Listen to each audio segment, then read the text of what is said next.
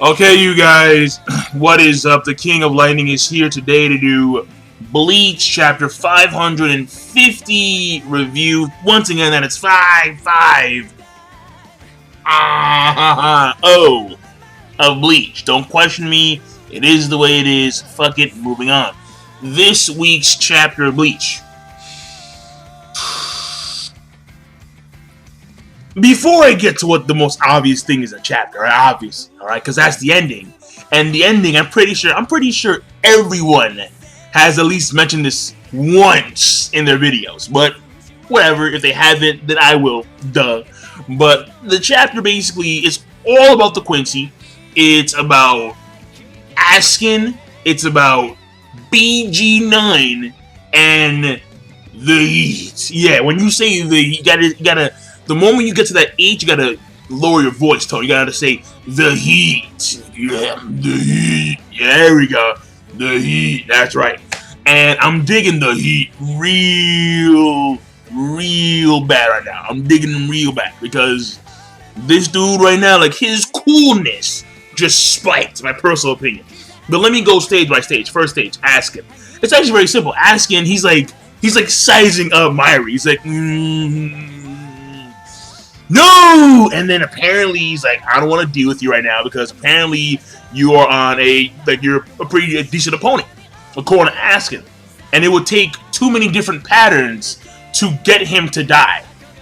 Now, granted, I'm using a translation that's not so good because the good one that normally comes out, they had some issues this morning, therefore they can't actually deliver the Bleach chapter like they normally do around this particular time.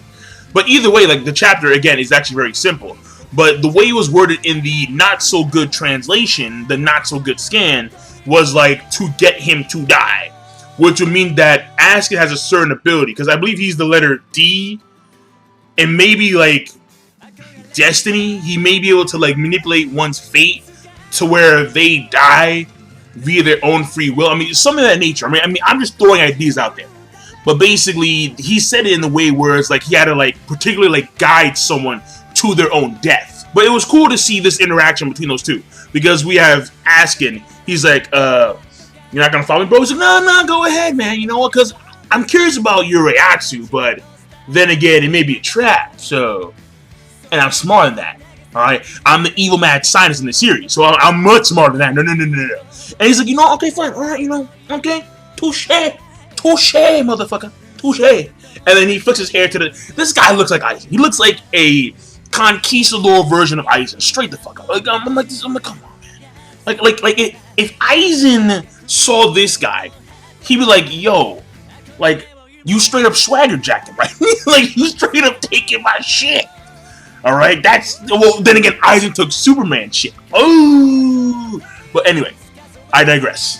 The thing about it is that they sense Soifan's Reatsu, and he informs, or he's talking to himself, but he's talking to them or at them while himself, and he basically says, yeah, like the king, aka Bach, he has predicted that those who have lost their powers, their Bankais, they have attained new abilities to compensate.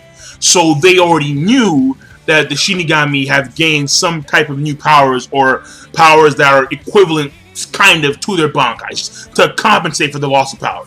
So that being said, all the Quincy know about, you know, so basically Hitsugaya, Komamoru, Soifan, Byakuya, they know that those guys lost their Bankai.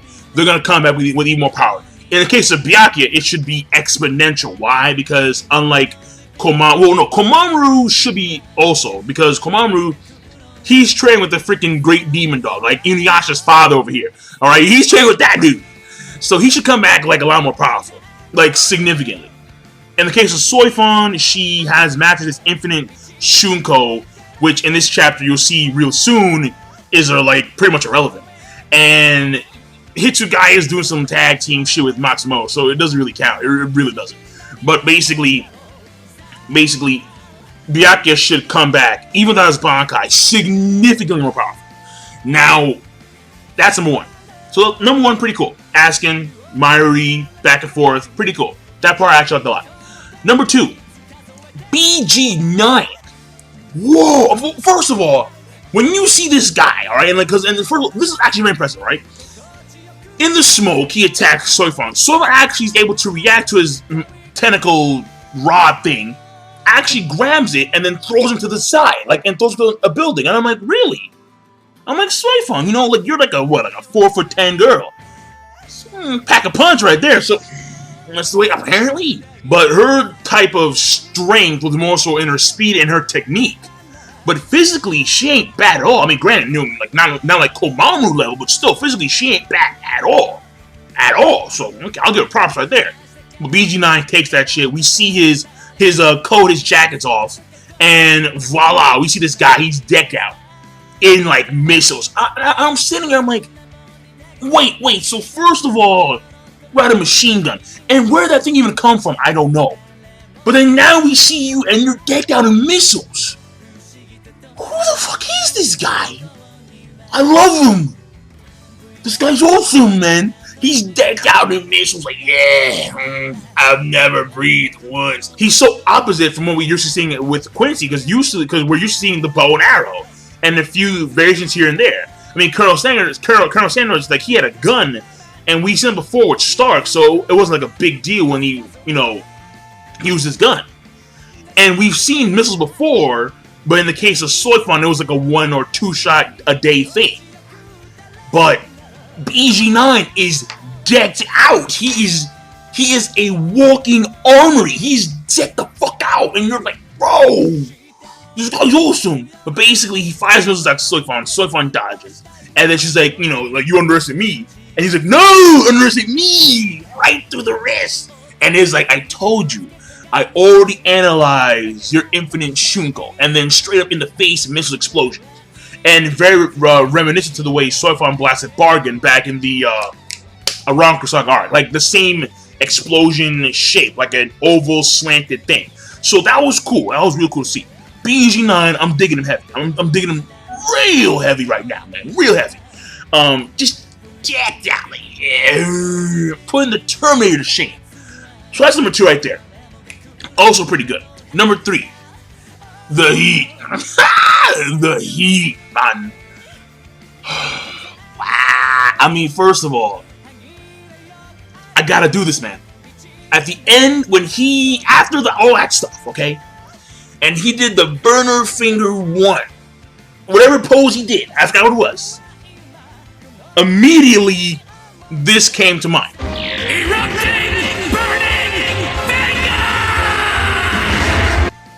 That's just the way it is. I'm like, Domon. Where's Domon Kashu, man? I was like, where the fuck is Domon when you need him? And where is Master? Yo, BG9. No, Bazz-B is Domon. Yuha is Master Asia. Undefeated of the Shadow Realm. Oh, fucking Pegasus. Oh, no. Oh, fuck. Yeah. Always gotta go back to Pegasus. But it was just even though, because obviously it wasn't granted, this scan, again, the translation isn't as good, so it could be called something completely different. It could be called Flamefinger Lance. I don't know. I have no idea. It's just that in this translation, when it said, burner finger, I'm thinking, Domo, man. That was the first thing that came to mind. Because, I'm a Gundam fan guy. I have been for a while, but I kind of stopped watching Gundam. Well, the last one I saw was 00. And I'm not a fan of fucking Setsuda. Oh, I hate. He's a knockoff of Hero Yu. No. Complete deviation. I'm sorry. Basically, it was cool. Now, the main thing here is... there was before he did the burner finger, 1, which would imply that he can do, 2, 3, 4, 5, 10-finger burner wave or some shit like that. 10-finger fire barrage, something of that nature. But there are 2 things here that I want to talk about. The first thing is that so in last week's episode, chapter review that I did, I said I got a PM where people told me that the reason why he was able to survive was because his fire was probably as strong as Yamamoto's fire. Now, here's the main point that I want to talk about, right? And I'm going to get a little bit deep, kind of ish. You know, I'll just do me. Fuck it. The thing here is that when we saw the end result of that, because he apparently states that when it came to him, and Ass Not, they were able to survive because his fire offset Yamamoto's fire, a counterbalance. The thing here that you need to keep in mind is that when we see after they got burned by Yamamoto's Shikai, it wasn't a Bankai, it was a Shikai. It was his Ruji Jaka, not his, ridiculous, holy shit, like east, west, no, arm of the sun, no, wasn't that? No way. But still, what's very important to know here is that after he was, burned, or after Yamamoto's strike at Bazz-B was still covered in burn marks. But he was amongst the 3 countries that were burned, he was the only one standing up. At least the one that we saw. So the thing here that's very important to note is that even though he says that his flames counterbalance Yamamoto's Shikai flames, he still received burns, therefore implying that his fire temperature is not as great as Yamamoto's fire temperature. I'm not talking about quantity, I'm talking about in terms of temp. Now, maybe in terms of quantity, Yamamoto was actually more at that point in time, because as far as we know, Bazz-B can only emit fire through his gloves, through his hands. I haven't seen him kick fire or breathe fire, but it appears that only through the hands, through the fingers, through the palms, through the gloves. So maybe it was because of the sheer amount of quantity of Yamamoto's flame. I don't know. But I'm going to go the former and say temperature-wise, Yamamoto's fire was greater. But still, because of his own fire, he was able to roughly offset. So where they're able to survive. Because we saw it happen with freaking Driscoll, Perso Yamamoto, Rujin Jaka, Koapa, and he fucking annihilates you. We've seen that. So in this case, that's what I believe. But I could be wrong. Either way, what happens is that he apparently the only thing that got damaged was his coat, which kind of threw me off because I'm like, we saw you get penetrated. We saw you get pierced, alright? I'll use the word pierced. My god, jeez. I use the word pierce. And we saw him get pierced by the vacuum ice. And so, I mean, whatever. Like, I'll take it, whatever, right? He's in action, whatever. He's in action, he's ready to go, it's cool. And basically, he takes that shit off, and he's walking over there, and we see him talk about how, how apparently his fire can counterbalance Yamamoto's fire, Shikai. Then he touches the ice that HEAT made, the vacuum ice, and basically melts it on the spot. Melts it and vaporizes it on the spot. So there's like a steam, like there's like a wave of water, and then so HEAT goes in defense once more, fails. The ice doesn't even get near him. He's like, you won't be able to touch me with your ice. So he's on the retreat now. And what happens is that HEAT does this thing where like he finally weaves ice into a barrier. So I guess giving ice more elasticity, maybe. I have no idea. Either way, doesn't matter. Why? Burner finger, and then right through. It appears to be around the heart region, but I know. And the reason I say no is because he's not dead. 2 reasons. 1, he's a fan favorite character. In the case of Yamamoto, because notice how in the entire Rancor saga, Aizen fought against all these fuckers, didn't kill a single one. Why? Because these characters were fan-favorite characters. Like, literally, apparently Kyoraku is, which throws me off. Hitsugaya is, which definitely throws me off. Soifon is, like, people just love these characters. A lot of them. Yamamoto, he died, but as far as I know, he's not like a major fan fave. Like, people respect him in the series, but he's not like a favorite character. So, killing him off wouldn't be that big of a deal when it comes to upsetting the fandom. In fact, that actually do the reverse. Actually, it would make the fandom, I mean, at least in my personal opinion, and the opinion generally on YouTube that I see, and in the States that I saw, people were like, yeah, oh, Yamamoto, good shit, good shit. But when people were seeing Byakuya die, people were like, genuinely upset, like, oh my god, like what now? I'm gonna drop the series. I'm gonna drop the series, man. And then people were genuinely upset. With Byakuya, Hitsugaya would give the same reaction, maybe even more. So the thing about it is that they're not gonna kill off Hitsugaya.